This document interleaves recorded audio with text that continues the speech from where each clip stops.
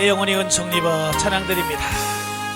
내 영혼이 은총 입어 중한 죄지 벗고보니 슬픈 많은 이 세상도 천국으로 향하도다. 할렐루야 찬양하세.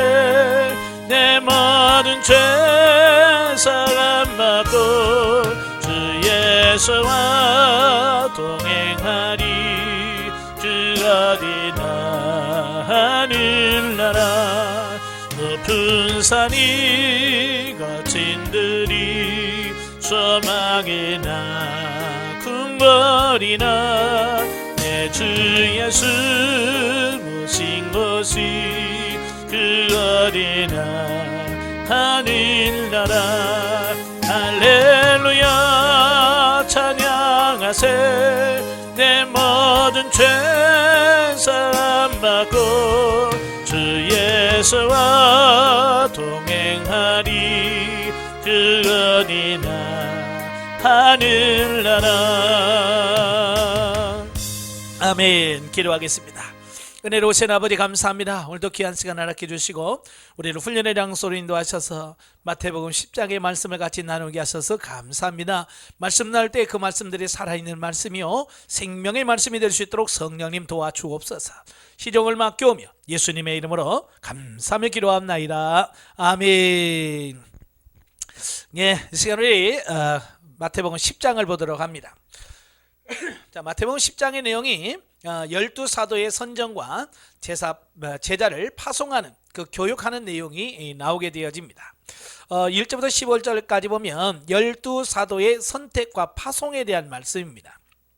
자, 앞장에서 9장 35절부터 38절에 보면 예수님께서 영적 추수를 위해서 헌신한 일꾼들에서 말씀하신 바가 있죠. 예, 그래서 하나님 주인에게 청하라, 추수한 일꾼들을 좀 보내달라고 해라 라고 하는 그 말씀을 하십니다. 그 말씀을 하시고 예수님께서는 이제 직접 자신의 제자들 중에서 특별히 12명을 뽑아 사도로 세우십니다.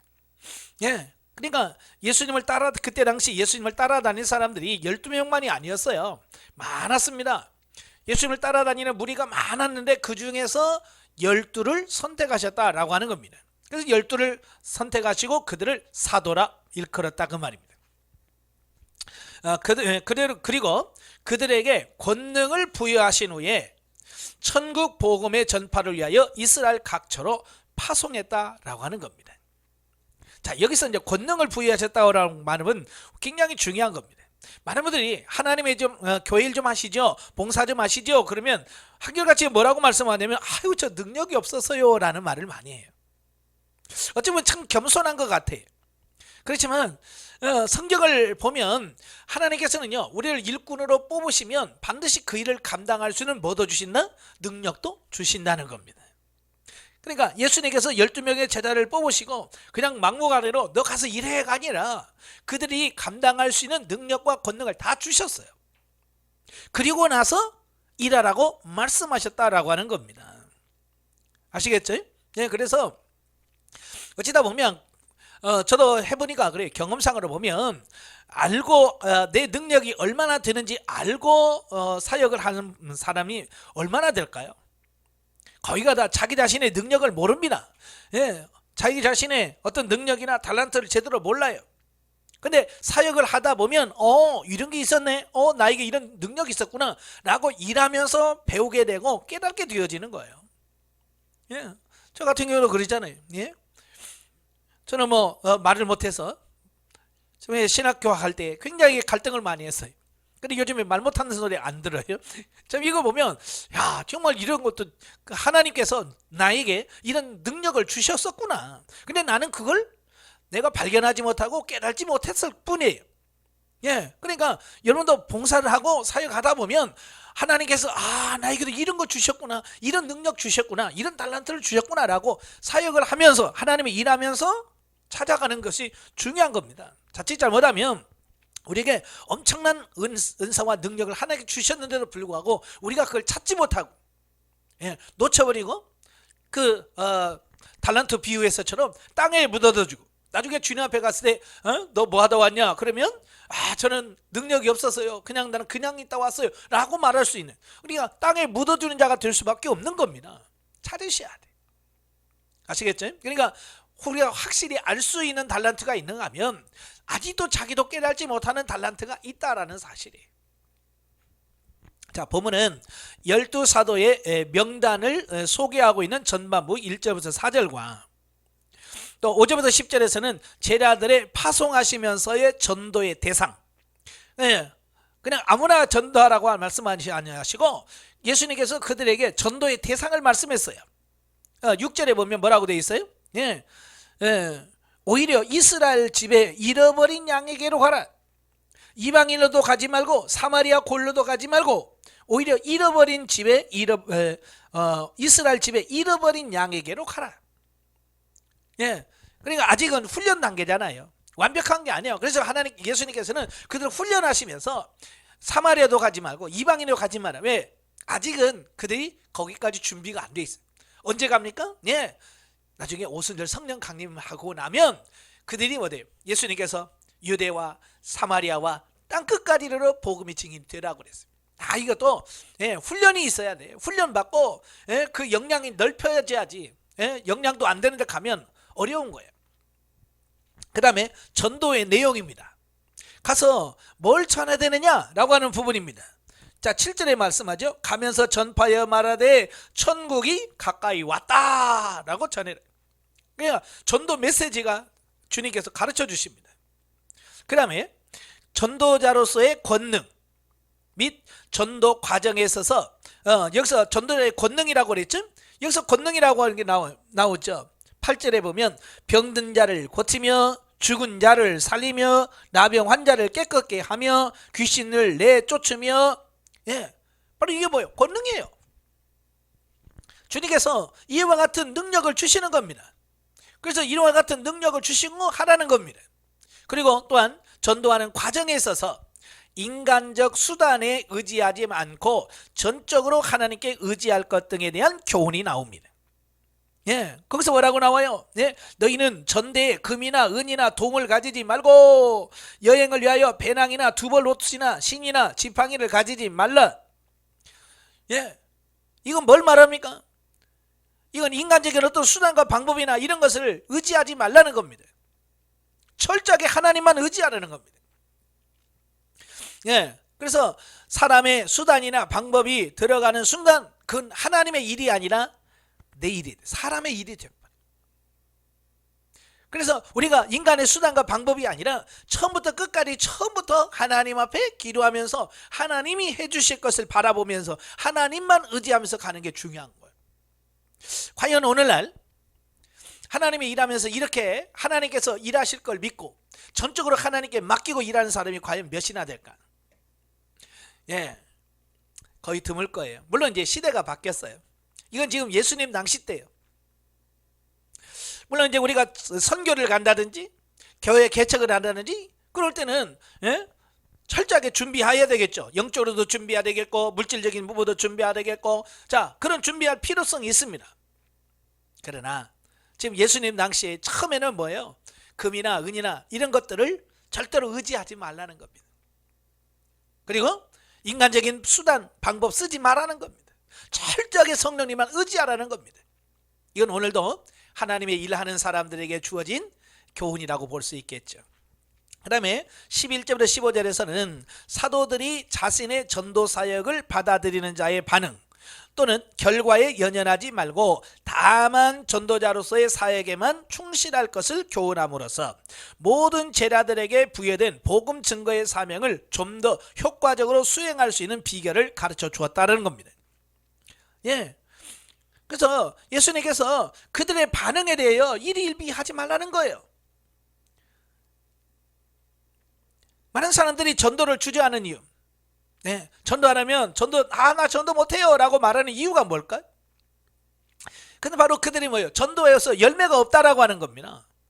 나는 전도해봤는데요, 안 돼요. 나한테는 내가 전도하니까 열매가 없어요 라고 말하는 겁니다. 열매가 없다는 이유로 우리가 전도가 힘들다라고 얘기하는 겁니다. 예, 사실은 열매 맺는 것은요 우리 일이 아니에요. 하나님의 일이에요. 우리의 일은 뭐냐? 우리는 때려더니 못하니 전하는 건 우리가 할 일이고, 그 말씀을 듣고 열매를 맺는 것은 하나님이 하시는 일이야. 사도 바울도 그러잖아요. 나는 씨를 뿌렸고 아볼로는 물을 주었을 때 자라게 하시고 열매를 맺게 하시는 이는 하나님이시다. 이게 중요한 겁니다. 예, 내가 다 하는 게 아니야. 하나님이 하시는 거야. 하나님이. 우리는 하나님이 하실 걸 믿고 내가 할 수 있는 것 범위 안에서 나는 최선을 다하면 되는 거야. 열심히 씨를 뿌리시길 바래요. 자, 여기서 주는 교훈이 있어요.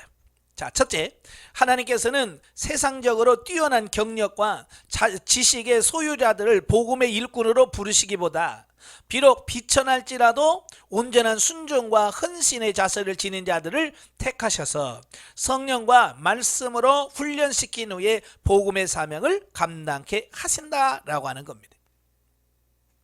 예, 여러분, 제자들을 12제자가 있죠. 12제자들을 보면 다 한결같은 특징이 하나가 딱 있어요. 뭐 많이 배우고 지식 있고 뭐 신분 이런 거 안 따지고요. 그 12제자에게 딱 한 가지 찾을 수 있는 공통점이 있다면 순종하는 거예요. 주님이 나를 따르라. 예, 나를 따르라라고 하는 그 한마디에 뭐예요? 다 버리고 떠나는 겁니다. 베드로, 야고보, 요한 다 마찬가지. 예, 나를 따르라. 그러니까요, 예, 금방 잡은 고기와 그물과 배와 심지어 가족들까지 다 버려두고 예수를 쫓으니라. 이게 제자도, 예, 예수님을 따르는 사람의 가장 기본적인 자세, 순종하는 거예요. 예, 근데 오늘날 많은 사람들은 제일 중요한 이 순종을 못해. 그렇게 핑계가 많은지요. 주님이 부르셔서 이렇게 쓰길 원하신다면 우리는 계속 핑계를 댑니다. 전에도 말씀드렸죠. 예? 너는 나를 따르라. 그러니까 뭐야? 우리 아버님 부모님을 장사하고 나서 따르겠습니다. 이 핑계 대고 저 핑계 대고. 순종하셔야 돼. 이게 제자가 되는 가장 좋은 지름길이에요. 그 다음에 두 번째가 뭐예요? 하나님께서는 복음의 일꾼들에게 각자의 사명에 적합한 권능을 아울러 허락하신다. 비록 보잘것없는 출신 성분을 지닌 제자들이었지만 예수 그리스도의 사도로 천국 복음을 전파하기 위해 각처로 파송할 수 있었던 것은 그들이 권능을 받았기 때문이다. 아멘. 예. 사실 그 출신들 보면 물론 마태처럼 서기관 세리 출신도 있습니다. 예, 여러 출신도 있습니다. 뭐 우리가 생각해도 전혀 무식한 그런 사람들은 아니에요. 예, 우리가 보통 베드로를 참 무식한 뱃사람이라고 하는데, 예, 베드로 전후서를 보세요. 그가 그렇게 무식한 사람은 아닌 것 같아요. 그렇다고 해서 뭐 뛰어난 많이 배운 그런 지식인도 아닌 것 같아요. 자, 그걸 뭘로 알 수 있냐? 나중에 예수님께서 부활 승천하신 후에 오순절 성령 강림이 임하시죠. 성령을 받고 나서 베드로가 설교를 합니다. 그러니까 3,000명이 회개하고 돌아오고요. 많은 사람들이 예수님께 돌아왔어요. 교회 안에 5,000명이 모였습니다. 그러니까 사내들은 공의에서 이 베드로와 요한을 제자들을 붙잡아가지고 체포를 합니다. 체포를 해가서 그들에게 재판하면서 그들은 무슨 생각을 했냐면 이 무식한 인간들은 좀 겁주고 뭘 하면 이것들은 말 들을 거야 라고 착각했던 거예요. 그런데 그들이 그들을 불러다 놓고 재판을 하니까 자기들이 감당이 안 되는 거예요. 왜? 성령께서 지혜를 주시니까 베드로가 그렇게 말을 잘하는 그는 몰랐어. 그러니까 그들이 뭐를 범인으로 알았다가, 범인은 뭐야? 무식한 사람.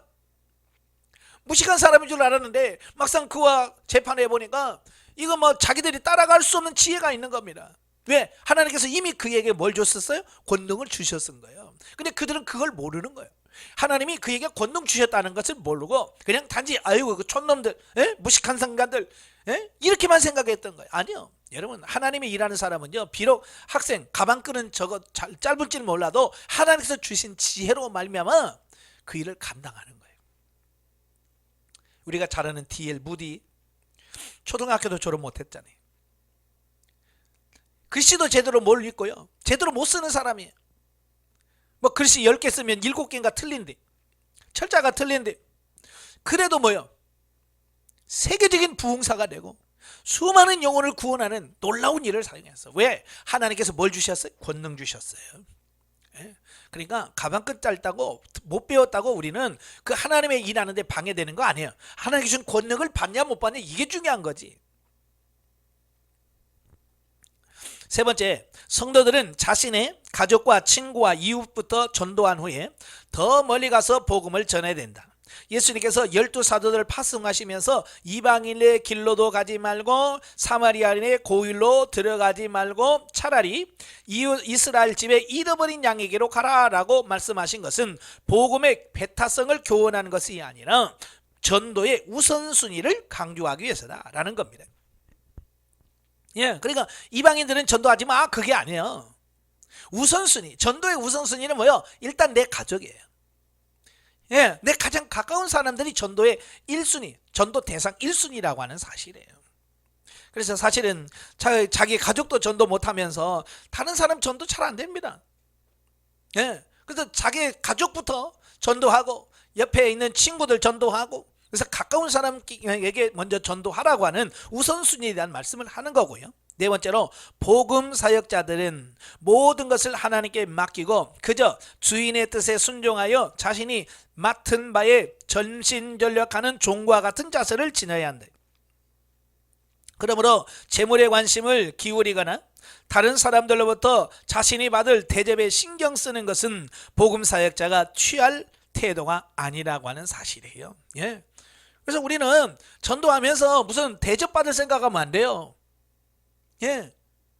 예수님 뭐라고 했어요? 고난을 받을 거라고 그래요. 핍박을 받을 거라는 겁니다. 우리가 좋은 것만 생각하다 보면 나중에 뭐예요? 실망하게 돼요. 이 많은 사람들이 전도하다가 실패하는 이유가 뭐예요? 전도만 하나님 복 주실 줄 알았더니 복 안 주. 어쩌면 더 어려울 수도 있고요. 몸이 더 아플 수도 있고요. 더 많은 핍박을 받을 수 있습니다. 상은 하나님이 주시는 거지 사람이 주는 거 아니에요. 그래서 우리가 세상에서 주는 어떤 이런 걸 기대하지 말고 주님이 나중에 부르심 받을 하늘나라에서 주실 상을 바라보면서 가야 돼. 그래서 사도 바울도 그러잖아요. 위에서 부름의 상을 위하여 난 달려간다. 땅의 것에서 취하려고 안 했습니다. 그래서 바울은 이 땅에 사역하면서 뭐 땅 사고 집 사고 그런 데 신경 안 썼잖아요. 왜? 그 상은 사도 바울의 원하는 상은 땅에서의 상이 아니라 하늘에서의 받을 상을 바라보면서 간 거예요. 전도자는 이걸 굉장히 중요합니다. 자, 16절부터 39절까지면 제자의 길에 대해서 말씀합니다. 자, 보면은 복음 전파로 말미암아 필연적으로 직면하게 될 고난과 핍박에 대해서 교훈하고 있다. 예. 이 전도 사역을 나가면 반드시 따라오는 게 있습니다. 그게 뭐예요? 고난과 핍박이에요. 즉 예수님께서는 비록 메시아 왕국이 시작되기는 했어도 여전히 악의 세력이 잔존하고 있다는 사실을 아셨기 때문에 12사도에게 복음 전파의 사명을 부여하시고 이스라엘의 각처로 파송하기에 앞서 그들이 겪게 될 고난과 핍박에 대하여 예고하시고, 예, 미리 제자들에게 실망할까 봐 가서 그들이 당할 고난들을 미리 이야기하는 겁니다. 예, 그러니까 각오하라는 거예요. 각오하고 가라는 겁니다. 왜? 하나님의 일은 반드시 뭐가 따른다고요? 고난과 핍박이 따른다는 겁니다. 왜요? 예, 임금이 다르요. 우리는 하나님이 우리의 왕이지만 이 세상은 그렇지 않아요. 이 세상에 임금이 있어요. 이 세상 임금이 누구예요? 사단이에요. 사단이 이 세상에 공중권세를 잡고 있고 사람들의 마음을 붙들고 있어요. 그래서 영적 싸움을 하는 겁니다. 영적 싸움을 하다 보니까 어때요? 핍박을 받을 수밖에 없고 고난을 받을 수밖에 없다라는 겁니다. 그래서 우리는 하나님의 일하면 당연히 고난이 올 수밖에 없어요. 그래서 베드로가 뭐라고 그래? 예? 너희가 이 땅에서 고난받는 것은 이상한 일 당하는 것처럼 이상하게 여기지 말라. 예? 마땅히 당할 것이다. 이어 그들에게 예수 그리스도의 명령에 순종하여 복음을 증거하는 자로 그 어떤 고난과 핍박을 당하더라도 두려워하지 않는 용기와 결코 흔들리지 않는 믿음의 자세를 지니도록 촉구하고 있는 것이 24절부터 39절까지 나옵니다. 예, 어찌 보면 누가 그래요? 이 고난은 변장된 축복이다. 그러니까 축복이 오는데 그냥 축복이라고 하는 것이 아니라 고난이라고 하는 탈, 고난이라고 하는 위장을 통해서 우리에게 온다는 겁니다. 그러니까 고난을 멀리하면 축복도 역시 멀리하는 겁니다. 그러니까 고난이 온 걸 감사하고 기뻐하고 감내할 때에 그 복이 온다, 이런 얘기입니다. 우리가 훈련하면서 누차 많이 들었던 말씀이잖아요. 고난이 축복입니다. 고난이 축복입니다. 예? 그게 이론이 아니에요. 실제입니다. 여기서 주는 교훈이 뭡니까? 예수님께서는 본문에서 복음 증거자들이 고난과 핍박 가운데서도 두려워하지 말아야 이유를 세 가지로 말씀해 주고 있어요. 예, 너희가 주일하다가 고난을 받을 터인데 그것 때문에 낙심하지 말라는 거예요. 두려워하지 말라는 거예요. 세 가지인데요. 첫째가 뭐예요? 감추어진 것이 드러나지 않을 것이 없고 숨은 것이 알려지지 않는 것이 없기 때문이다 라고 하는 겁니다. 26절이죠. 예. 그런즉 너희는 두려워하지 말라. 감추인 것이 드러나지 않는 것이 없고 숨은 것이 알려지지 않는 것이 없다. 이 말은 무슨 말이에요? 예. 전도하다 보면 우리가 고난을 받고 여러 가지 힘든 부분이 있어요. 우리는 아무도 알아주지 않는 것처럼 느껴지죠. 그지? 그런데 하나님은 다 이미 알고 계시고 다 지켜보고 계신다는 겁니다. 그러니까 우리가 일하시다가 하나님이 일하다가 낙심하지 말라는 겁니다. 하나님이 다 알고 계셔. 아시겠죠? 하나님은 다 여러분이 고난받는 거, 여러분이 얼마나 슬픈지, 얼마나 힘이 든지 다 알고 계셔. 나중에 뭐요? 상급으로 다 여러분 드러나시게 하실 거예요. 그러니까 안 알아준다고, 열매가 없다고 낙심하지 말라 그 말이에요. 그 다음에 두 번째가 뭐니? 가해자들은 몸을 죽일 수 있으되 영혼은 죽이지 못하나 하나님은 육뿐만 아니라 영혼까지 멸하시는 분이시기 때문이다 라고 하는 겁니다. 다시 말하면 하나님은 인간의 생사여탈권을 쥐고 계십니다. 그제? 사람을 죽일 수도 있고 살릴 수도 있어요.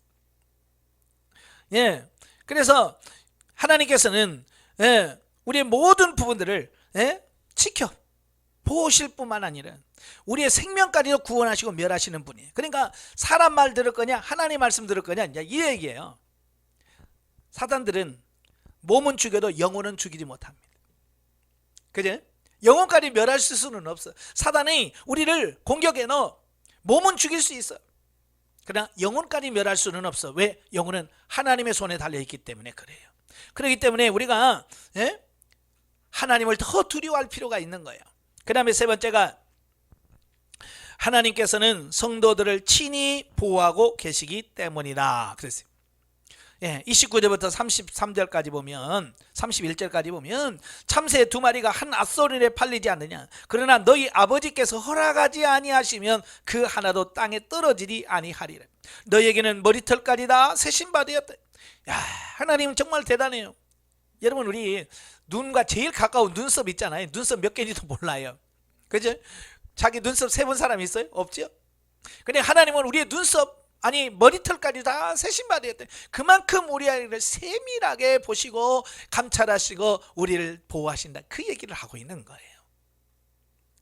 그러니까 하나님께서 우리를 일거수일투족을 다 보고 계시고 보호하고 계시다. 그 얘기를 하고 있는 겁니다. 아무튼 이러한 본문은요, 정녕 무슨 일을 만나든지 십자가를 지고 주님의 뒤를 따르는 각오로 복음 전파의 사명을 감당해야 하는 것이 예수 그리스도의 제자로 부르심을 받은 자들에게 반드시 요구되는 태도라고 하는 사실을 보여주고 있습니다. 아멘. 그러니까 우리가 주의 일하면서 어떤 어려움이 와도 어떤 고난이 와도 두려워하지 말고 주님께서 주신 사명을 잘 감당해내는 그런 신실한 주의 일꾼이 되길 바랍니다. 40절 42절까지 오면 전도자를 영접하는 자의 복에 대한 말씀입니다. 그러니까 복음을 전하다 보면 박해하고 핍박하는 사람도 있습니다만은 반대로 그들을 영접하고 받아들이는 사람도 있더라는 겁니다. 자, 앞달락 16절 39절에서 복음 사역자들이 당하게 될 고난과 핍박에 대해서 말씀하신 예수님께서는 이제 본문에서 복음 사역자들을 영접하는 자들이 받게 될 복과 상에 대하여 말씀하시고 계십니다. 예. 그러니까 전도하다 보면 고난도 받아요. 그리고 힘도 듭니다. 그러나 반대로 위로해 주시고 은혜를 주실 때가 많아요. 제가 예전에 인천의 부평역 앞에서 매주 목요일 날 저녁에 전도했잖아요. 예수전당 불신져 가면서 복음 전했어요. 그러면 상가 주인들은 막 시끄럽다고 와서 멱살 잡기도 하고 때로는 물도 뿌리고 막 그래요. 그럼 어쩔 때는 그래요. 그러나 어쩔 때는 반대로 지나가는 사람이 조용히 음료수 사서 우리 앞에 전도하고 있는 그 앞에 놓고 갑니다. 말도 안 하고 그냥 웃고만 딱 놓고 갑니다. 그럼 얼마나 힘이 나요. 어쩔 때는 아이스크림 사다 놓고 가고. 참 그럴 때요, 그런 사람들 이름 없이 빚도 없이 그냥 이렇게 해주고 가는 그런 사람들만 봐도 그때 힘이 나더라고. 이 전도자에게는요, 그와 같이 위로해주고 소망을 주는 이런 사람도 있는 거예요. 그래서 저도 지금도 그래요. 길을 지나가다가 이 길을 가다가 전도하는 사람들 보면 인사하고 수고하십니다 라고 인사하고. 저 안양에서도 바로 옆에 저희 교회 옆에 있는 교회가 매주 토요일날 전도했어요. 그러면 토요일날 그 앞을 지나갈 때 되면 열심히 전도하고 있어요. 바로 옆에 교회예요. 그 옆 건물이니까. 그러면 저는 볼일 보고 오면서 약국이나 이런 데서 비타 500 같은 거 있잖아요. 시원한 거. 그걸 사서 한 박스 사서 그들에게 수고하십니다 하고 놓고 와요. 전도 마치시고 좀 하나 드세요 라고 먹으면 그들도 얼마나 좋아하는지 몰라요. 나도 좋고 그 사람도 좋고. 그래서 여러분도 내가 전도할 때 누가 이런 공개를 해주면 좋잖아요. 마찬가지로 다른 사람이 전도할 때에 그들을 도울 수 있는 이런 은혜도 필요합니다.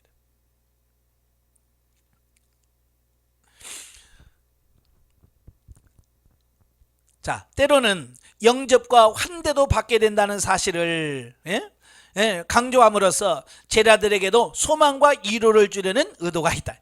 그러니까 고난만 계속 있다면 힘들어할 거예요. 그지? 근데 하나님께서는 종종 이런 환대도 있다는 거, 그걸 말씀하십니다.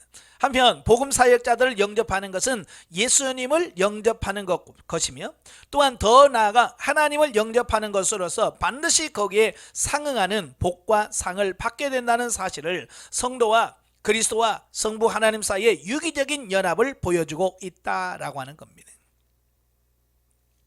자, 여기서 나를 영접하면 너희를 영접하면 나를 영접하는 것이고 나를 영접하는 자는 곧 나를 보내신 이를 영접하는 것이다. 선지자의 이름으로 선지자의 영접을 하는 자는 선지자의 상을 받을 것이고 의인의 이름으로 의인을 영접하는 자는 의인의 상을 받을 것이요. 누구든지 제자의 이름으로 이 작은 자 중 하나에게 냉수 한 그릇이라도 주는 자는 내가 진실로 너에게 이르노니 그 사람이 결단코 상을 잃지 아니하리라.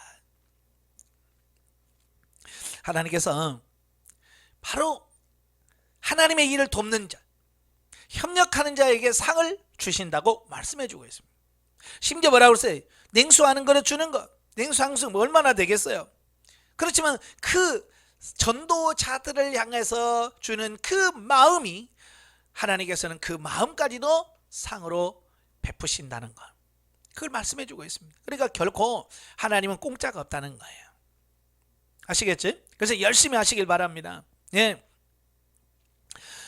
그래서 여러분도 나는 선지자가 아니라도 여러분 선지자상 받을 수가 있고요. 직접 전도는 못해도 전도자를 도우면 전도자의 상을 받을 수 있습니다. 그리고 여러분 세계 선교 한 번도 안 해도 선교사를 도우면 선교사의 상을 받습니다. 상을 받고 싶으신 분들은 열심히 섬기십시오. 선교사상이 크다면 선교사를 도웁시오. 목회자의 상이 크다면 목사를 돕고, 전도자의 상을 받고 싶으면 전도자를 도우면 돼.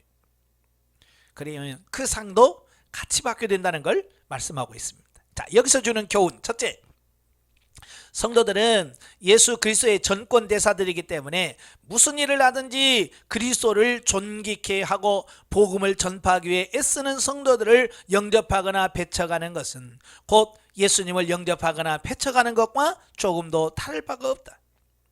그러므로 성도들은 만왕의 왕이신 그리스도의 전권대사로서 늘 긍지를 갖고 살아가야 하며 지나치게 다른 사람의 반응과 대우에 구애받을 필요가 없다라는 겁니다. 사실 이 나라 간에도 대사를 보내요. 그래서 대사를 홀대하는 것은 그 나라를 홀대하는 거예요. 그지? 우리는 복음 전하는 사람은요, 하나님의 나라의 전권대사예요. 그러니까 복음 전하는 사람들을 영접하는 것은 하나님을 영접하는 것과 똑같은 거고요.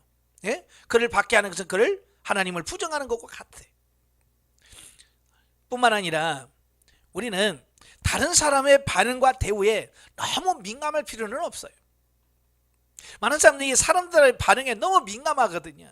그래서 사람들이 막 좋아하면 막 같이 좋아서 같이 좋아합니다. 그러나 사람들이 잘 안 받아들이면 너무 또 낙심을 하고 전도가 안 되네 그러면서 또 하는 겁니다. 우리는 사람들의 반응에 너무 민감해요. 사람들의 반응에 민감할 필요 없습니다. 아시겠지? 예, 전도자는 사람의 반응에 민감하지 마라 그 말이에요.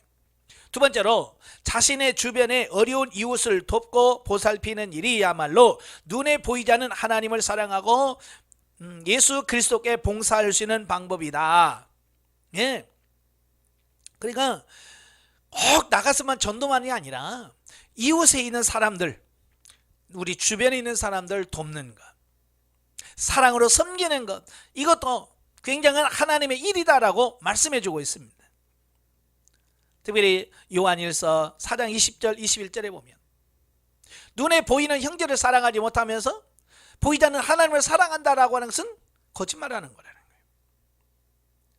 그래서 먼저 우리는 눈에 보이는 사람들을 먼저 사랑하고 그들을 섬길 줄 아는 그런 사람이 되어야 돼요. 그래서 사람을 사랑해야 하나님을 사랑하고 사람을 잘 섬길 줄 알아야 결국 하나님을 잘 섬길 수 있다는 거, 이걸 기억하시면 좋겠습니다. 그러므로 성도들은요, 기회가 있는 대로 모든 이에게 선을 베푸는 자가 되어야 한다. 예. 그래서 우리는 살면서 여러 가지 섬길 수 있는 기회, 전도할 수 있는 기회 하나님께서 주셨을 때에 그 기회를 놓치지 말고 빨리빨리 전도해서 하나님의 뜻을 이룰 수 있는 그런 삶이 되어야 될 줄로 믿습니다. 영적에 보죠. 32절 33절에서 하나님을 시인하는 삶에 대하여 말씀합니다. 영적인 의미로 하나님을 시인하는 것은 일거수일투족을 하나님의 주권을 인정하며 수종되는 것이며 매사의 모든 일이 하나님의 허용하에 있음을 알고 대적하지 않고 순응하는 것을 말한다. 예. 자, 32절에 보면 그런 말씀이 있어요. 누구든지 사람 앞에서 나를 시인하면 나도 하나님 앞에 하늘에 계신 내 아버지 앞에서 그를 시인할 것이요, 누구든지 사람 앞에서 나를 부인하면 나도 하늘에 계신 내 아버지 앞에서 그를 부인하리래. 예. 그래서 모든 사람은 나는 하나님을 시인한, 나 하나님 믿습니다, 하나님 내 아버지예요 라고 하나님을 시인하는 것, 이건 영적인 의미에서 하나님을 시인하는 것은 일거수일투족을 하나님의 주권을 인정하며 수종드는 것을 말합니다. 그냥 입으로만 말하는 게 아니라 삶을 통해서 고백하는 것, 이게 제일 중요한 겁니다. 원래 많은 사람들은 입술로만 신앙생활해요. 입술로의 고백은 가짜예요. 삶을 통해서 보여주는 것만큼 가장 좋은 시인이 없습니다. 특별히 하나님께 묻고 행하는 것 굉장히 중요합니다. 아시겠지? 그래서 하나님 앞에 늘 묻고 주님 어떻게 할까요? 라고 묻고 주님의 뜻을 따르는 이런 습관들을 우리가 계속해서 훈련해 가시고 그런 삶을 사셔야 돼요. 우리가 3년 훈련 받으면서 많은 훈련했잖아요. 묻고 행하는 훈련. 이제는 그 삶이 실제가 되어야 된다라고 하는 겁니다. 자, 마지막 계시발전서적 이해를 보시면 오늘은 천국에 대한 부분을 같이 보려고 그래요.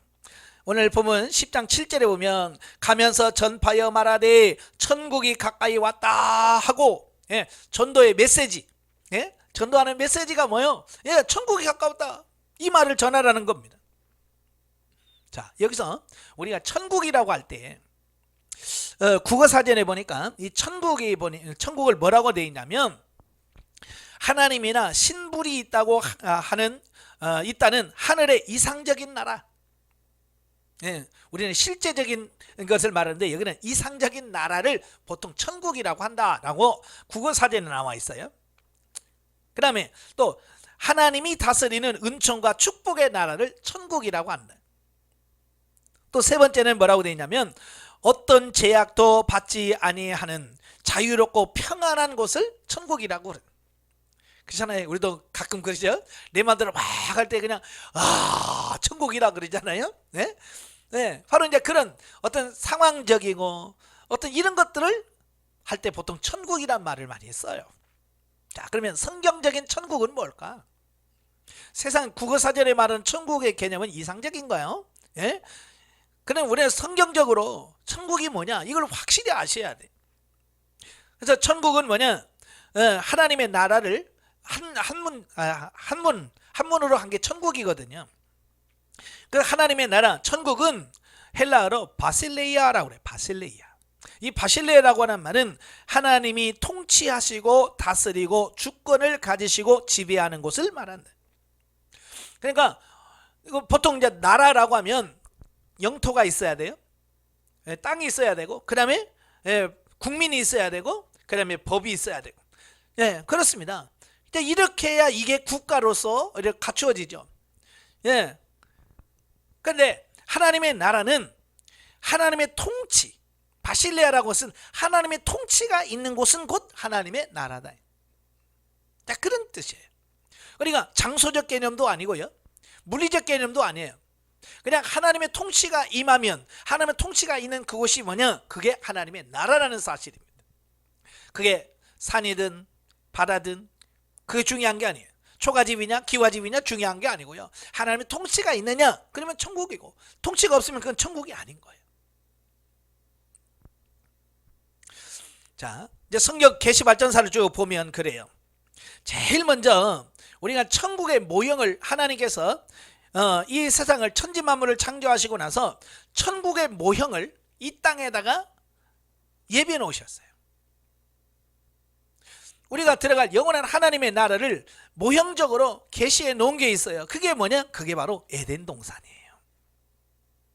예, 에덴 동산이 바로 하나님께서 하나님의 나라를 전형적인 모형으로 보여줘요. 그러니까 보면 우리가 아파트 같은 데 보면 아파트 지으면 모델하우스라고 있잖아요. 그지? 모델하우스를 다 지어놨어요. 가서 보면 모델하우스로 가보면 앞으로 이렇게 지어지겠구나. 예, 아파트가 완성이 되면 이런 구조로 이런 형태로 이렇게 집이 건설되겠구나 라고 하는 것을 알 수 있는 거예요. 그러니까 이 에덴 동산을 보면 영원한 하나님의 나라가 이렇게 구성되어지고 이렇게 좋은 곳이라고 하는 사실을 보여주는 겁니다. 자, 그래서 창세기 2장 8절부터 17절까지 보면 그 에덴 동산의 모습을 쭉 말씀해 주고 있습니다. 여호와 하나님이 동방의 에덴의 동산을 창설하시고 지으신 사람을 거기에 두시고, 여호와 하나님이 그 땅에 보시기에 아름답고 먹기에 좋은 나무가 나게 하시니 동산 가운데는 생명나무와 선악을 알게 하는 나무도 있더라. 강이 에덴에서 흘러나와 동산을 적시고 거기에서부터 갈라져 네 근원이 되었으니 첫째의 이름은 비손이라 금이 있는 하윌라 온 땅을 둘렀으며. 예?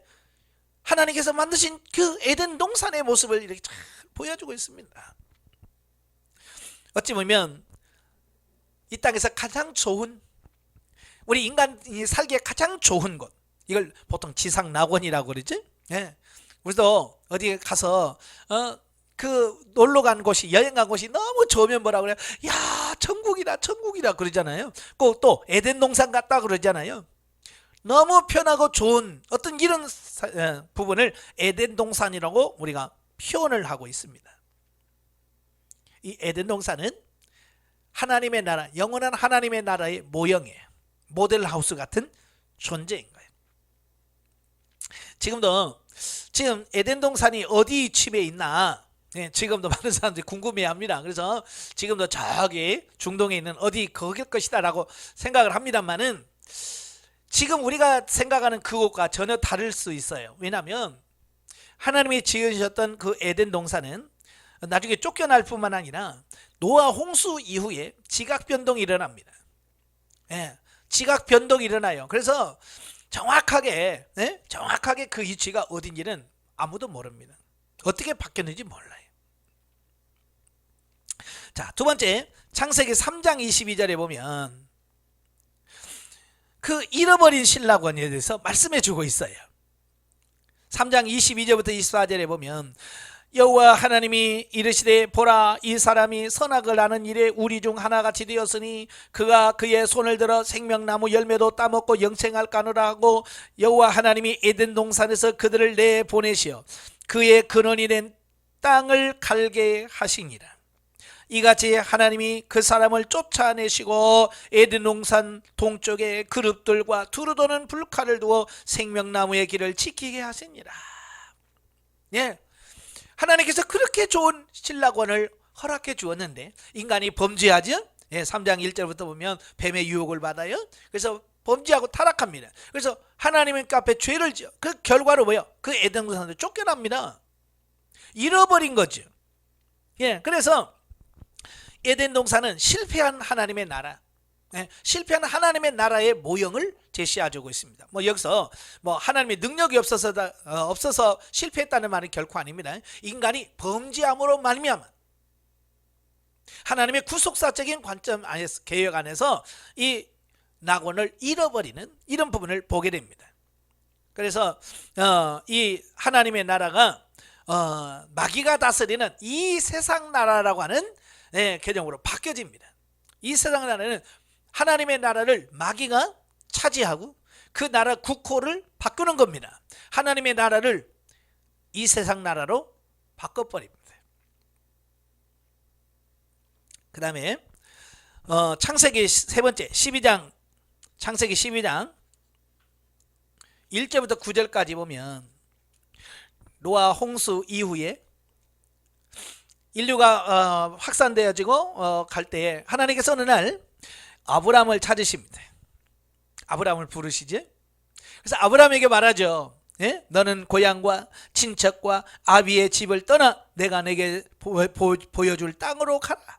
내가 너로 큰 민족을 이루고 내게 복을 주어 내 이름을 창대케 하리니 너는 복이 될지라. 아브라함을 부르십니다. 갈대아 우르에 사는 아브라함을 불러요. 그리고 뭐라고? 내가 보여줄 땅으로 가라는 겁니다.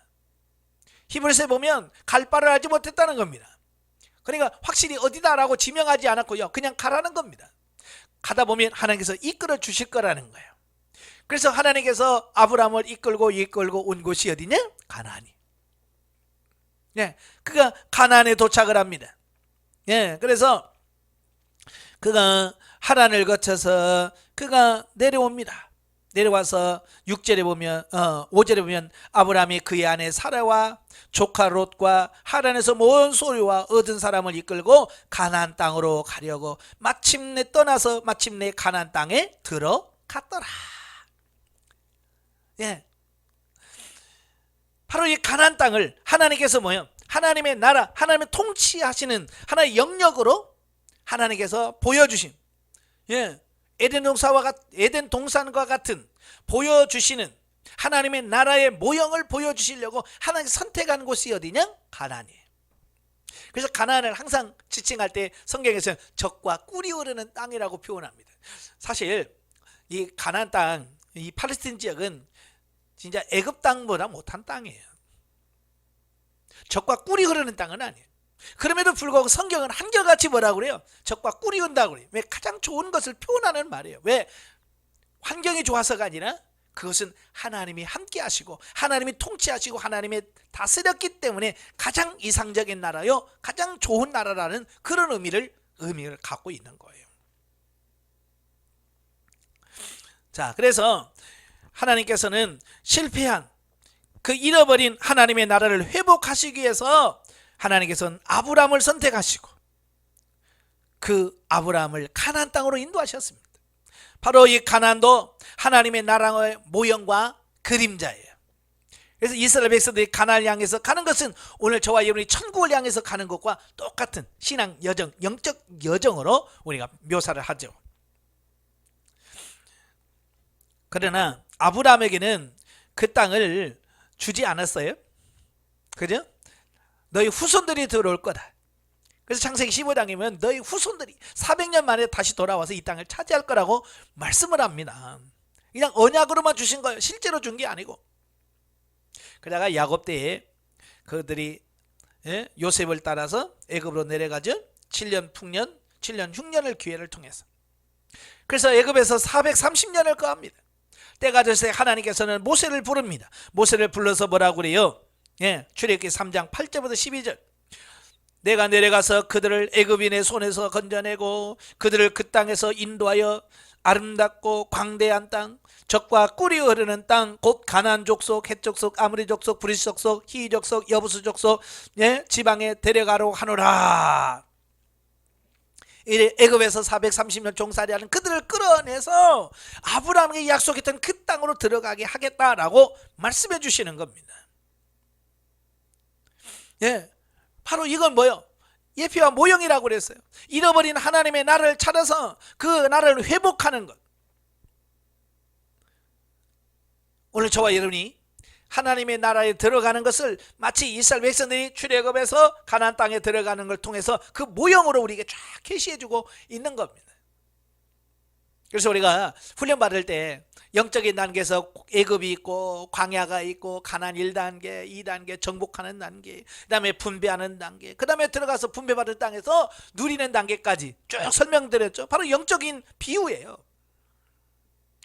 현실이지만 현실이면서 오늘날 저와 여러분들에게 영적 비유로 보여주고 있습니다. 근데 그 하나님의 나라는 어떻게 차지하느냐? 순종하면 그 땅을 차지합니다. 하나님의 나라는 순종하면 차지해요. 반대로 하나님의 뜻에 불순종하면 어떻게 됩니까? 그 땅을 잃어버립니다. 그래서 순종하면 찾고 불순종하면 잃어버리. 오늘날도 마찬가지. 우리가 천국의 생활, 우리가 하나님 말씀에 순종하면 천국을 누려. 그러나 하나님 말씀에 불순종하면 천국을 잃어버리는 것을 보여줍니다. 바로 그 출애굽하면서 그들이 가나안 땅에 들어갈 때 그들의 삶을 잘 보시면 바로 오늘 영적인 삶을 사는 저와 여러분들의 모형과 모델을 그대로 보여주고 있는 겁니다. 그래서 출애굽을 합니다. 그래서 4번 여호수아 21장에 들어가면 여호수아 21장 43절부터 45절까지 보면 여호와께서 이스라엘 조상들에게 맹세하여 주리라 하신 땅 주신 온 땅을 이와 같이 이스라엘에게 다 주셨으므로 그들이 그것을 차지하여 거기에 거주하였으니. 드디어 하나님의 약속하신 대로 모세를 통해서 애굽에서 구원해낸 그들을 여호수아가 6년 가까운 정복전쟁을 거쳐서 그 땅을 차지하고 백성들에게 나누어 줌을 통해서 이제 하나님의 나라가 그들에게 소유가 되어지는 어떤 부분을 비유적으로 보여준 이 부분이라고 볼 수 있습니다. 그 이후에 그 땅에서 수많은 또 전쟁의 역사가 있죠. 빼앗기고 뭐 포로로 끌려가는 이런 과정이 쭉 있습니다. 그래서 우리가 구약에서의 천국은 에덴 동산부터 시작해서 이 가나안 땅을 차지하는 때까지 모든 걸 보면 다 눈에 보이는 천국입니다. 그죠? 현실적이란 말이에요. 물질적인 천국, 하나님의 나라를 이야기하고 있어요. 그래서 구약은 눈에 보이는 천국, 만져지는 천국, 갈 수 있는 현실적인 이런 것들 의미할 때 보통 천국이라고 볼 수 있습니다. 그런데 이 천국의 개념이 계시발전사 쪽으로 보면 이 신약시대 예수님 당시로 딱 넘어오면 그 개념이 확 바뀌어버린다는 걸 우리가 아셔야 돼요. 그러니까 구약 때는 다 천국, 그러면 눈에 보이는 가나안 땅이 천국이고 그것이 하나님의 나라라고 하는 어떤 그런 부분으로 굳혀져 있습니다. 그런데요, 마태복음에 딱 들어가면 세례 요한이 등장하죠. 세례 요한이 등장합니다. 또 예수님이 등장하십니다. 그러면서 세례 요한이 외친 말씀이 뭐예요? 마태복음 3장 1절 2절 보면 그때 세례 요한이 이르러 유대 땅에 전파하여 말하되 회개하라 천국이 천국이 가까이 왔느니라. 예. 회개하라 천국이 가까이 왔다라고 말합니다. 또 4장 17절에 보면 비로소 예수께서 전파에 이르시되 회개하라 천국이 가까이 왔다. 여러분, 가나안 땅이 천국이었다면 굳이 예수님께서 굳이 그 말씀을 하실까요?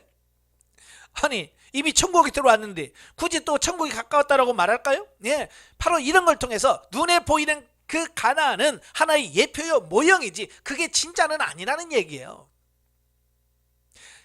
세례 요한과 예수님 뭐야? 천국이 가까이 왔다라고 이제 보이는 천국이 아닌 보이지 않는 영적 천국에 대한 말씀을 하고 계시는 거예요. 아시겠죠? 예, 천국의 개념이 신약시대에 와서 이렇게 완전히 바뀌어요. 예, 그래서 보이는 천국에서 보이지 않는 천국으로 나라의 개념, 하나님의 나라의 개념이 완전히 예수님을 통해서, 예수님의 선포를 통해서 이게 바뀌어집니다. 그래서 누가복음 17장에 보면 20장 21절에 보면 바리새인들이 묻죠. 하나님의 나라가 어느 때에 임하나이까? 묻거늘 예수께서 대답하여 이르시되 하나님의 나라는 볼 수 있게 임하는 것이 아니요 또 여기 있다 저기 있다고도 못하리니 하나님의 나라는 너희 안에 있느니라. 예, 이제 하나님의 나라가 어디 있다고요? 예, 우리 안에 있다. 너희 안에 있다. 하나님 믿는 사람들 안에 있다라고 말씀해주고 있습니다. 바로 예수님께서 정말 이스라엘 백성들이 알 수 없는 말들을 하세요. 오늘날도 마찬가지예요. 오늘도 많은 사람들이 천국 그러면 어떤 좋은 시설, 좋은 것을 자꾸 떠오르면서 이 땅의 것을 추구하면서 좋으면 천국이라고 얘기한다 그 말이에요. 그래서 집에 가도 딱 막 아우 여기가 천국이야 그러잖아요. 예? 편안할 때 너 여기가 천국이야. 왜냐하면 아직도 우리는 현실적이고 구약적인 그런 천국의 개념을 가지고 있기 때문에 그런 거예요. 근데 예수님께서는 이 천국의 개념을 완전히 바뀌었어요. 구약에서 천국은 예표와 그림자로서의 가나안 땅이 천국입니다. 그러나 예수님께서 말하는 이 천국 바실레아는 어떤 눈에 보여지고 만지는 것이 아니라 내가 어디 있느냐가 아니라 하나님의 통치가 있다면 그곳이 곧 천국이라 그 말이에요. 예? 내가 빈들에 있어도 하나님의 통치가 있다면 그 천국이고 내가 감옥에 있더라도 주님의 통치가 있다면 그곳이 천국이래. 아시겠죠? 이제 천국의 개념을 예수님께서 완전히 바꿔놨어. 그러면서 예수님 말씀하신 이 천국은 현세 천국입니다. 현세 천국. 우리가 이 땅에서 발을 딛고 살지만 이 땅에서 하나님의 나라를 누리는 걸 말합니다. 이거 굉장히 중요한 겁니다. 오늘 많은 사람들은 이 현세적 개념을 잘 이해를 못해요. 그래서 죽어서 가는 천국, 내세 천국만을 생각하는데요. 아니에요. 내세 천국도 분명히 있지만 내세 천국 가기 전에 우리는 이 땅에서 천국의 맛을 보고 누려야 돼. 그걸 누가 말씀하십니까? 예수 그리스도께서 말씀하시는 겁니다. 그러면서 로마서 14장 17절에 보면 이제 하나님의 나라는 먹는 것과 마시는 것이 아니요 성령 안에 있는 의와 평강과 희락이라. 어떤 환경적인 이런 게 아니라는 거예요. 다시 말하면 세상 나라와는 전혀 다른 생활 양식을 갖고 있는 것이 먹고 마시는 게 아니라. 그래서 하나님의 나라를 통치하는 여러 부분에서 예수님께서 말씀하셔요. 그러니까 제자들이 누가 크냐, 서로 누가 크냐라고 하실 때 예수님께서 뭐라고 그래요? 야, 세상에서는 섬기는 자가 크지만 하나님의 나라는 섬기는 자가 크다. 세상 나라와 하나님의 나라의 삶의 방식이 전혀 다르다. 이걸 말씀해 주고 있거든요. 근데 오늘날 우리가 예수 그리스도를 믿고 구원받아서 영적으로 성장했음에도 불구하고 우리의 사고와 가치관이 세상에서 살았던 그 가치관 그대로 살아가는 거예요. 그래서 천국을 누리지 못하는 겁니다. 세상에서는 뭐예요? 좋은 환경, 많은 돈, 편안한 생활, 이것이 천국이라고 생각하니까. 근데 예수님은 전혀 그런 것을 천국이라고 말하고 있지 않아요. 하나님의 통치가 있으면 하나님의 나라라고. 오늘 저와 여러분이 하나님의 통치를 받고 하나님의 통치 안에 사는 하나님의 백성 천국이 되길 바랍니다. 그 다음에 마지막 계시록 21장에 보면 궁극적인 하나님의 나라 천국이 나와요. 21장에 보면 내가 새 하늘과 새 땅을 보느니 처음 하늘과 처음 땅이 없어졌고 바다도 다시 있지 않더라. 새 하늘과 새 땅, 이게 궁극적인 하나님의 나라예요. 천국이죠. 그래서 하나님께서는 그 궁극적인 하나님의 나라, 완성된 하나님의 나라, 그것을 만들어 놓으시고 저와 여러분을 훈련하셔서 결국 그 나라 영원한 천국으로 우리를 이끌어 가시려고 지금 우리를 훈련하시는 거예요. 이걸 우리가 아셔야 돼요. 그래서 천국은 모형적인 천국이 있어요. 그게 구약이에요. 구약에서는 모형적으로 보여주는 겁니다. 신약시대는 현세 천국입니다. 이 땅에서 하나님의 나라를 맛보고 누리는 삶, 그리고 궁극적으로 이 땅의 삶을 마무리하면 우리가 가야 될 영원한 천국이 있는 겁니다. 중요한 것은 우리가 어디다 목표를 두고 살아갈 것이냐라고 하는 부분입니다. 지금까지 많은 사람이 신앙생활하면서 구약적 개념의 천국을 아직도 꿈을 꿔요. 그러니까 구약적인 개념을 갖고 있는 사람 맨날 하나님 복 주시옵소서, 이 땅에서 잘 살아야 됩니다, 이 땅에서 복 주셔야 됩니다, 이 땅에서 평안해야 됩니다, 이 땅에서 부자가 되어야 됩니다. 맨날 땅일 것만 바라보고 사는 거예요. 그러니까 구약적 천국의 개념에 머무는 사람은 맨날 땅일 것만 구하는 겁니다. 왜? 그게 전부인 줄 알아요.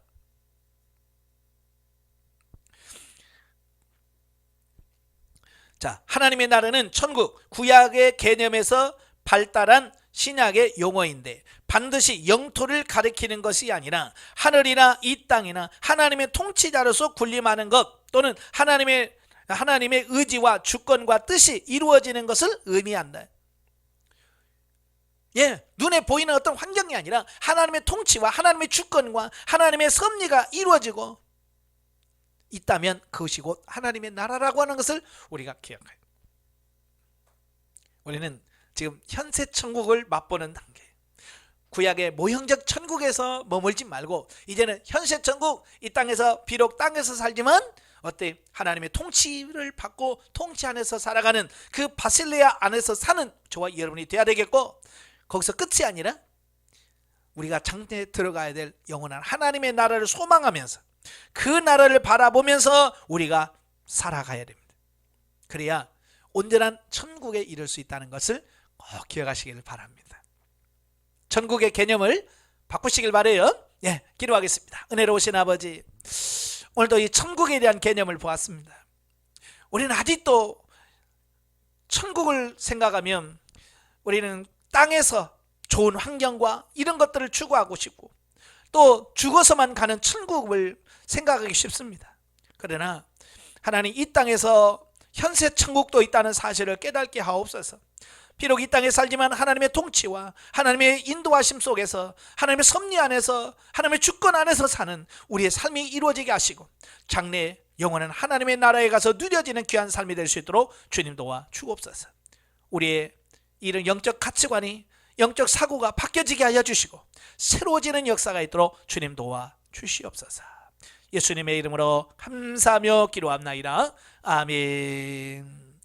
하나님께 온누립니다.